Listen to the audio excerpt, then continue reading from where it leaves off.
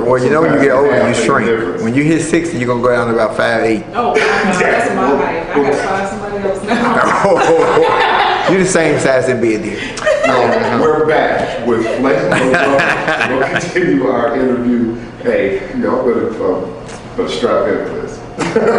So you told us a little bit before we started filming about your kids, and one of the questions we have is, how has parenthood affected your life? Or helped your life, made your life? You know what? My intention was only to have one kid when I was in high school, and I wanted a daughter named Isabella. Of course, I got 3. My pull-out game ain't shit. Let me just be honest. And she wasn't first, so I had a son first. Both my baby mamas are both named Tasha. And don't ask me. Okay. It was not planned. I promise it wasn't planned. And here's the kicker. So when I met them, they were both very masculine stud women, very masculine lesbian women.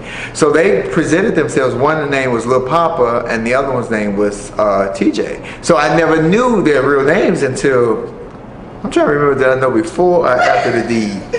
I think after the deed. Yo, I'm a real brother up under these things. Don't get it twisted. You know, we don't care about the name. We only care about the target. Let me be. I told you this is he, she, we. I'm on all the sides.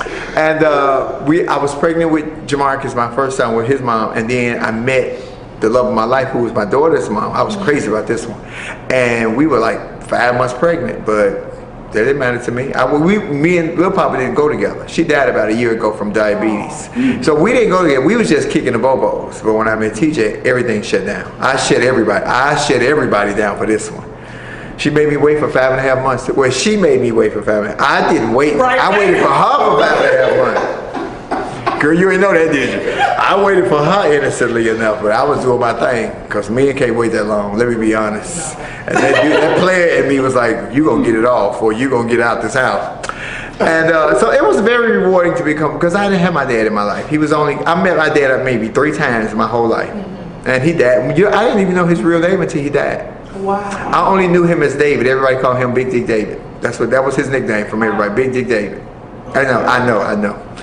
So when he died in like 93 or something, my mom brought me the obituary, and his name was William David Parker. I never knew his name was William. I only knew him as David because I had only met him 3 times. So I didn't know him, but my mom says I got his laugh and I got his personality. I said, well, he gave me 3 things.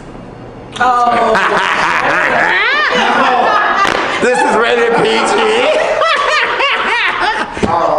But he was in the Navy, he was in the military, and from what I knew, I didn't know much about him, but he seemed like a cool dude. He just didn't want to know me. And to me, I hate when fathers say that, oh, she tripping, the baby mama tripping, I can't get to know my kids because she mad. It is a lot of women that use the children as a pawn, but as the dad, it's your responsibility to know your kid. If you got to move hell and high water, kiss her ass, whatever you need to do, it don't fall on her. You want your kid to know you and not grow up and hate you. And a lot of women plant a lot of horrible seeds in these kids' heads against their fathers. Yeah, we talked about that. Valerie didn't do that. Valerie really didn't do that. She never really talked about him. She said he was abusive to her, so she never really talked about him at all. She just said he was a bum. That's what she said. And so when I did have children, I made it my mission to make sure that my children would be kids as long as they could. I regret it now. I regret it now. But I got great kids. You know, my son went to TSU as an engineer. He graduated with his high school and his associate's degree. Tennessee State or Texas Southern? Tennessee State. TSU. He only went 1 semester. He quit. He made the dean's list and quit. He hated it. He said it was the nastiest place he ever been. It is. Yeah. And he was in the honors dorms. And he said they were nasty, but it was boys. He said they would leave all kind of babies everywhere and everything, and you know what I mean. Yeah. But now he's going, because he's such a brilliant kid, so he's going to CSULB for engineering in the fall. And my oldest daughter is She got a lot of my spirit, a lot of my personality, but I'm also her crutch. This ATM must be written across my forehead. But I wanted my kids to be children as long as they could, which means I had to do all the work because I had to be grown at 9 in my mama's house because she was on drugs. I didn't want my kids to experience. I wanted my kids to be 15. She's the talent. So she me with a vagina. Oh. Imagine that. Mouth and everything. Now she don't cuss that I'd heard. But I read some of her text messages. But so I see the reflections of me and my children. And I push my children to be brilliant. I tell them they're great. That's why it bothers me when I hear people say, oh, these kids are depressed. These kids are they sad because of what's going on in the world. Or if any kids was gonna be batshit crazy, it should have been mine. They grew up in a house with me, who lived as a man in the daytime with tits and then dressed up as a woman to go to work and make money to support them. So my kids should have been abnormal if that's what society. They the most normal kids in the world because I made that my mission to be important to me, and we always lived above our means because I always knew in California, the better the zip code, the better the PTA, the better the school. You're right, absolutely. PTAs make the school. That's what people keep missing. A great PTA makes a great school system. Get all the funding. Yes, you will. Yes, you will. They will have bake sales and cookies that they sell ass and everything else. I purchased some once, I know. But I just wanted them to get all of what they say our black kids can't get. I wanted my kids to have the best education. Now, looking back on it, because my kids will tell me now, they bullied us and they harassed us for being black or what have you. But I'm like, y'all got my DNA and y'all live with me. My children were equipped with my mouth. I will break you with this mouth or make you kill me. So I equipped my children with that. That was always their strategy. That was their go-to because they heard the N-word from people. A little girl, and show you how if parents didn't get involved with children's little idiosyncrasies, they would work it on out. But when we moved to a block, a very high end neighborhood in Belmont Shores in Long Beach, maybe 6, 7 years ago, the little girl down the street, the white girl, called my daughter the N-word. I want to say the word. And she came home. I said, did that bother you? She says, not really, because you use it all the time. I said, exactly. I said, now you go right down the street and tell that little bitch that her mom and daddy is brother and sister. And my daughter did. The mother and father came to my house about an hour later, knocking on my door. I had on my robe, but I'm from the west side. She always with me. And I went to the door. The father was chill. The mother was irate. She said, did you tell your daughter to tell my daughter that me and her dad were brother and sister? I said, did you teach your daughter the word nigga? She said, we don't use that word in my house. I said, well, the Jeffersons don't come on all in the family or good times. So where'd she learn that word from? Well, my daughter never called you. My daughter said, yes, she did. Because I teach my children, you stand up to adults. You speak up for yourself because I'm going to believe you first, but if you embarrass me, I'm going to beat the shit out of you. Because I'm the first to defend, but I'm also the first to discipline. And the father was like, well, can we just resolve this? Me and the mother were on the PTA board together. About 6 months later, my daughter had a birthday party. Her and this little girl has been best friends since then, which is why I say remove the adults out the equation because racism is a learned behavior. It is. So me and the mama still ain't cool. Me and the daddy way more cool than the mama should ever know. That part. Don't watch this interview, girl. You're going to be mad. But as a parent, you know, the little girls especially, always into it with another little girl. But they'll fight on Monday or bicker on Monday, Tuesday still mad, Wednesday looking at each other, Thursday texting, Friday they friends again. But it's always the parents getting in the middle of something that has none of the little kids. That's what little kids do. But so yeah, it's been very challenging as a parent because I wanted my children to have a better education, and I couldn't afford private school. You know, before They Ready came, I was hustling, but when my children were very young, I wouldn't leave anybody with my children. I trusted no one because there's so many pedophiles and touching your kids and the nice uncle that come with the best gifts. Then you find out 4 years later the reason he brought the best gifts because he was smashing your kids. And I had daughters, and I was superly overprotective of my daughters because I had so many women friends, and I would hear their horror stories about a family member or a dad or a brother. So I was like, I just take the time off. So I did welfare, I did side gigs doing drag shows, I did food stamps, I did whatever it took. And I still would do comedy here and there, but I wasn't getting paid no substantial amount of money because people were terrified of me because I was my presentation was strange and they weren't ready. So after the shows, after She Ready, how did that change for your children? Because I know they've been spending my money like it's water. No, I always told my children, don't fall into the celebrity. Yeah. Don't get into, don't read the comment. I say people are going to say horrible things about me. Don't read that. Don't never, just like, that's still my dad. No matter what you think, that's my dad. That's it. Because I always ask people, do they call you mommy or dad? Why would they call me mommy? They have mothers. Yeah. I never told That's them. just the ignorance. Yeah, they have mothers. I never presented myself as their mom. I was always their dad. So I was always very honest with them, too much, because they talk back to me. But that's why they are the way that they are, and that's why their mental health is in place. Look at my face. Girl, some stuff I don't want to know. Right. Especially from the daughter to the dad. Oh, Chris, you got daughters. Some things you just don't want to know. Tell that to your mom. That's one of those you just swallow and be like, oh. Oh no, I can't swallow. I'm like, don't tell me. But Dad, I'm 19 now. I don't care. I don't want to think about what somebody's doing to my baby. Because, as fathers, let me just be very transparent to this audience.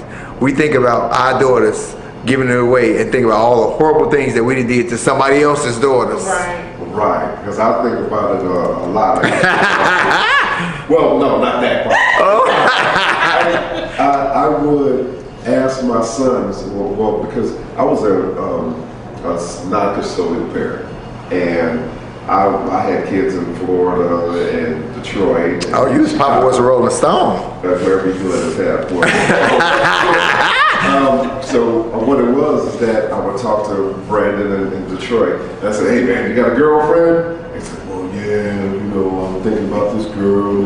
But boys are different, Chris. I know. I know. So I went down like, because I got 4 boys and 2 girls. So the 4 boys, I'm going out like, "Hey, you got a girlfriend? Hey, are you?" And I'm like, "Yeah." I got down to the girls like, "Hey."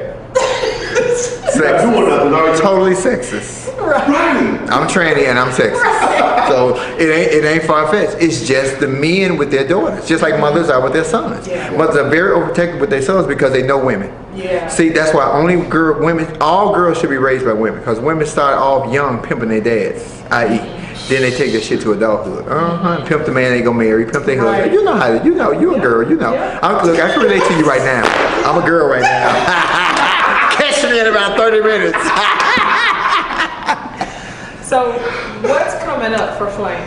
Oh my God! You know what I'm excited about? So my birthday is next month. I'm at the DC Comedy Loft. I'm having a live love lounge. I do this show on IG in the evening sometimes called Love Lounge, because I'm the love guru, because I've been the boyfriend and the girlfriend. So I teach and I talk about, people ask me love relationship questions, and I'm honest. I'm straight to the point. It's fun. I try to keep it really light and airy. But I'm with T.I. and Fat Joe here at the Rosemont next month on the 2nd, and Tommy Davidson and Tony Roberts. I'm excited about that. Oh, wow. And the Breakfast Club offered me a position, so I might be doing the Breakfast Club permanently, because they're moving some things. I don't know if I really want to do it though. Let me be very honest. I know, because you know what I'm afraid of, and let me be very honest with you guys. I am very open with who I am, but everybody is not comfortable with somebody like me. Right. So I would hate to be interviewing and I don't want to say no names that would seem extreme. I ain't gonna say no names. So say a rapper who has a notorious reputation but not liking gays or trans, and you're sitting here and I'm interviewing you. So everybody asks you a question. So it's my turn to say, so Chris, what's next in your rap career? I don't even want you asking me no questions like that. See, if you come at me like that, I'm going to multiply, divide, add, or subtract your ass. Right. Because you're coming at me as a non-professional. What I am is professional. And I'm going to show up to work and I'm going to do my job. But that is my fear. And then I don't want people to say, well, she's angry. I'm not angry. I'm chill. But don't come at me wrong. Because if you come at me sideways, I'm going to straighten you up. So the same way that we have to issue out questions, or they have to issue out questions beforehand. Not on the Breakfast Club. Oh. And it's not the questions. It's who's asking the question. I'm just wondering, could they not put something in place like, don't come on here? Oh, Charlamagne don't care. Charlamagne asks everything. I know Charlamagne don't care at all. But I'm saying, like, for someone to come on there and disrespect you, that should be already understood of who's on the show. Yeah, you say that, but I'm telling you, some of these young hotheads is extreme. And my own community gave me pushback because I took a picture with Lil Boosie. We did the Breakfast Club on the same day. And I knew what he said. So we were in the green room and he came in. I was like, what's up, Lil Boosie? And he was like, what's up, baby? He was chill. He came. I asked the manager, I said, can I take a picture with Boosie? And he heard me. He said, you ain't got to ask him. I'm standing right here, because I didn't want to be intrusive. I didn't want to be disrespectful. He was like, come on over here. So I went to stand a picture, and I was standoffish because again, I didn't want to be disrespectful. That fool put his arm around me and face right in the titties. I was like, wait a minute now. And then I thought about who it was. I said, oh, well, he was in prison for 5 years. Hold on. But the backlash that I received because of the picture. Yeah. Not even the interview, because the interview we didn't even talk about. We was just chill. Mm-hmm. They went crazy. That's what I'm telling you. People see and hear what they want to. Yeah. So I just don't want to deal with all of that. I just want it to be fun. I want to be light. I'm tired. The world is dark. The world is scary. I want to be fun and light. Yeah. If I can teach people, great. If I can't, then some people can't be taught. Some people are empty. So you said this event with T.I., so was it music and comedy? Or? Well, you know, T.I. is doing stand-up now. He's practicing stand-up. But there's a method to his madness, and a lot of people don't know that. Look at T.I. Now look at Red Fox doing Sanford and Son. Right. Put a beard on T.I. and a belly. Yeah. He got the walk. He got the voice. Yeah, you're right. Right. He is studying. Yeah. He's going to become a character actor to play Red Fox. With trans women being so popular, why Aunt Esther can't be light skinned and trans? Because I'm walking in trying to get that job. I would love to play Esther. I loved Sanford. So Red Fox was my absolute favorite comedian. Everybody say Richard Pryor. Mm-hmm. Red Fox was always my favorite because he was a St. Louis ghetto ass nigga like me. Mm-hmm. I ain't from St. Louis, but my mama from St. Louis. Right. Now I got. This is gonna be our last question. Right. Let me pop my fan. Tell us something about Flame that we don't know. Skills, hobbies. You make good pancakes or something. Something that nobody knows. Oh, well, somebody knows it. Somebody knows. One time at band camp. You know what, Chris? I am a very nobody believes this when I say it. I'm really a shy person. I knew it. I really a very shy. I come alive for the camera. I come alive for work. But when I'm not working, I am so good at being a hermit with just me and a cable and my snacks and my dog. I'm great. So my kids gone out and it's just me and my dog. I got a husky chihuahua mix. Show you how confusing my life is. Yes, it is. I know, right? I wasn't there. It's a rescue dog, and I used to date a Mexican, so I would say who slept outside the race. It was definitely the Chihuahua, because I used to date a Mexican. They'll smash anything. But I really enjoy my company. I really just like taking care of me. Mm-hmm. Just, you know, I'm home, I'll bathe, I'll cook, I'll clean, and I'll sit and I'll just be with me, because there's a lot of personalities in here. And a lot of that's what's wrong with a lot of people. They have never embraced all the people that live inside of them. Right. You know, we all have other people living inside of us in our personalities, and when you look in the mirror, you need to see them all. Some people don't see themselves in the mirror. You're right. I see all the monsters. I hear a book coming. I hope so. I hope so. I was in talks to do a book, but I want to do more things in my professional life because the rest of my other life, my personal life growing up was so dark. Mm-hmm. You know, my mom on drugs, the things I went through and molestation and all that. That's everybody's story pretty much right now that's writing books. Well, not everybody, but pretty much for the most. I want to be on the good side. I want to be like, okay, I came through that, but now look at what I'm doing. Right. Now people accept what I am. I ain't never had to change nothing about me for y'all to come to me. It just took a long time. That's why when I said that thing on the Breakfast Club about I feel like my community is forcing ourselves on the world. Yes.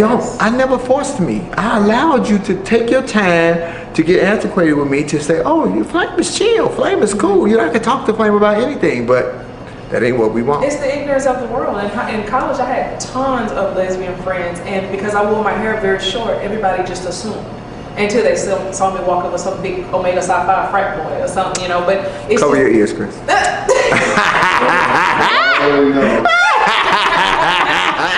But it's just the ignorance. I accept people for who they are. If we have good conversation, laughing and talking, we good.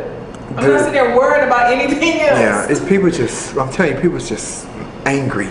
People are angry and bitter and mad and frustrated, and just like, I'm like, I just want to live my life. Right. You know, don't bother me. I ain't gonna bother you.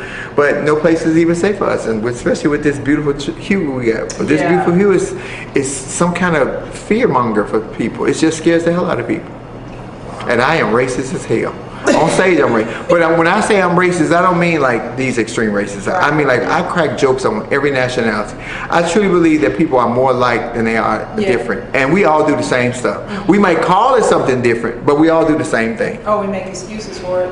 We say they're doing this, but you don't realize you're doing the same thing. But you just call it something else. It's ridiculous. I'm telling you. What nobody knows about me. Oh, that I'm not. Oh, I can't say that. That's mean. We can't just leave it at shy. We just gonna leave it at she's shy. Is it shy? I would say insecure, but I don't think I'm insecure. No, I don't have insecurities. If I don't like something, I just would be like, I don't like that. I'm not doing that. More But introverted? yeah, but I'm shy to like if somebody tries to talk to me, you know, in a sexual capacity, and I'm not working because I'm so my flirtatious nature when I'm working. But when I'm not working, I look like a hobo on purpose because I don't want nobody to talk to me. Right. It don't work. Everybody talk to me. I don't even know you trying to talk to me. I don't even know you macking to me. I'm kind of like aloof. Like I'm the same way. see, I'm not crazy. I'm like, and then somebody else would say, Flame, you know, they was trying to shoot their shot. I was like, huh? No, that right? No, right? Because I don't know unless you come up and say, Flame, you fine. I want to smash. You got to be very blunt with me. Right. If you try to go around it, I miss it every time. That is him. He's like that. Wow. Why are we like that? It's something about that CBS man, Chris. I don't know. And the thing is that I am shy, But an actor. but an Right. actor, right? And a working one. And a good one. And when I'm on the set, I just come in there and I'm just like Mr. Personality. Hey, and hey, how you doing? How you doing? Hey, how you doing? How you doing? Yeah, Chris Greer. But other than that, I'm quiet. And I think that God reserving our energy for when it's showtime. Yeah. So we preserve our energy, and then when it's showtime, we can get big. Because when the show is over, I get small. It takes a lot out of you. I'm in a room with a room full of people, and I don't talk to nobody. Because I get small in the room when I'm not dressed up. Don't talk to me. I'm watching, and I'm a people watcher. I watch people. I study people. Because that's where the funniest material is at. Oh, crazy ass folks. There's some crazy folks out here. You think I'm crazy because I got penis and breasts. Oh my God, I know someone who got penis and no breasts. They real crazy. We do it all the time. We sit up and make complete stories about people passing by. I mean, a whole backstory. their names, who they married to, how long they got a cat, a dog, all that stuff. I like y'all relationship. I like the energy that y'all have for each other. You know, that's important. Y'all like each other. That's what's wrong with a lot of married people who are going to get married people. They don't like each other. We talk about that a lot, and we tell people I not only love him, I like him. Yeah. I like being around him. Yeah. We have a ball. Have conversation and y'all talk to each other, not around each other. We're going to another room. I want my wife to hear this. You know, that is kind of like, to me, that puts a wedge in the relationship. Like, what? If you can't say it in front of me, then you should be talking to this person. Now, if it's some personal stuff with a mom or something like that, I get that. But if it's just people that you guys both know, there's no need for either one of you guys to exit the Even room. the ones that we each other don't know. As a female and our mom, I've been in 22 magazines, so people are always in my DMs. I tell them the same with him. People in his DM, we talk about it. And then if I'm on the phone with a guy or a client or somebody that's male, I don't get up and walk away. I sit there and have that whole conversation in front of him. There's no reason, unless it's loud in the room and I can't hear. Right. I'm gonna tell him, hey, this is so and so. Let me step out. That is what's She important. says, oh yeah, I miss you too. Okay. She don't say that. No. He know better than that. You know he a trumpet player. You know all them crazy. Didn't you see Denzel in the movie playing the trumpet? Right, All them right. crazy. Definitely. Yeah, that is great. This was good. Thank you, Chris, because I wasn't gonna come.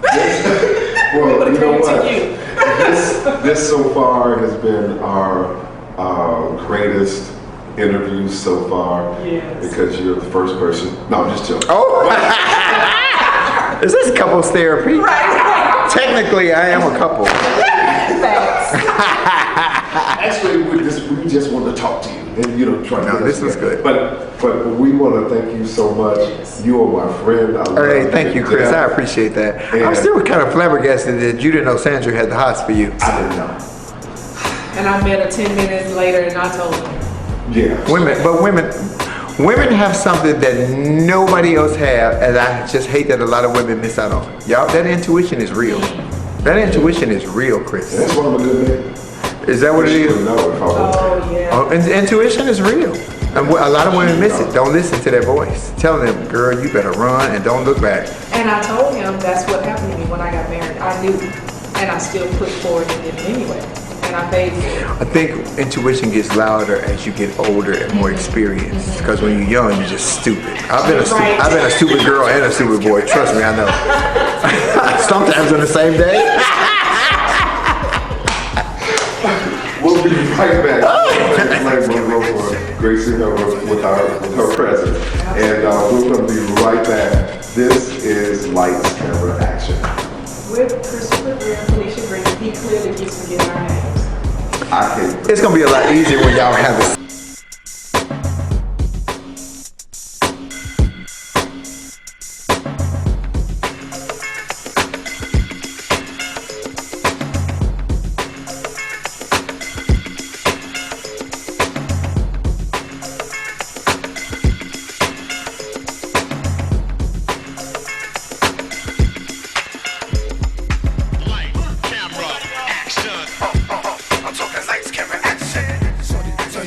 Let me see something. Sorry, Miss Jackson. Light, camera, action. I'm talking lights, camera, action. Turn it around, let me see something.